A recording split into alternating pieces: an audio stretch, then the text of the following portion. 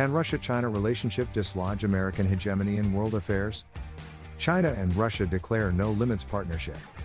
Prior to Friday's opening of the Winter Olympics in Beijing, which Russian President Vladimir Putin is attending as the most important guest according to Chinese press at the invitation of Chinese President Xi Jinping, Russia and China announced a comprehensive partnership between the two great powers, stating that friendship between the two states has no limits, there are no forbidden areas of cooperation.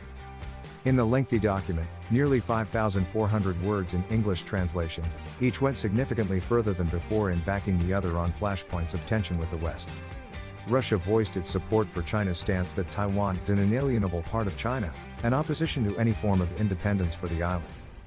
Moscow and Beijing also voiced their opposition to the AUKUS alliance between Australia, Britain and the United States, saying it increased the danger of an arms race in the region. China joined Russia in calling for an end to NATO enlargement and supported its demand for security guarantees from the West. They expressed concern about the advancement of U.S. plans to develop global missile defense and deploy its elements in various regions of the world, combined with capacity building of high-precision non-nuclear weapons for disarming strikes and other strategic objectives. Elsewhere, without naming Washington, they criticized attempts by certain states to establish global hegemony, fan confrontation and impose their own standards of democracy. The alignment between the two states is significant and also widely expected. Russian and Chinese interests align significantly with respect to their opposition to the West.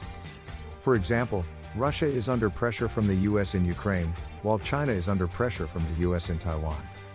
At the same time, there is historic distrust between the two powers that make it difficult for them to find comfort in committing fully to each other. China has more to gain from the relationship. China is heavily dependent on oil and gas imports transported across oceans from the Middle East, while the massive Russian energy fields are just across the northern border.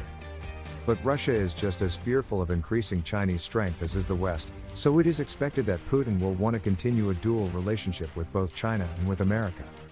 If Russia's ruling class today were as masterful as the early Soviet political leadership, then they would be able to capably benefit from their position between China and the West.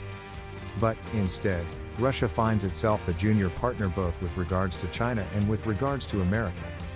Russia's governance today is dominated by the Siloviki, officials drawn from, and beholden to, the military and intelligence establishment.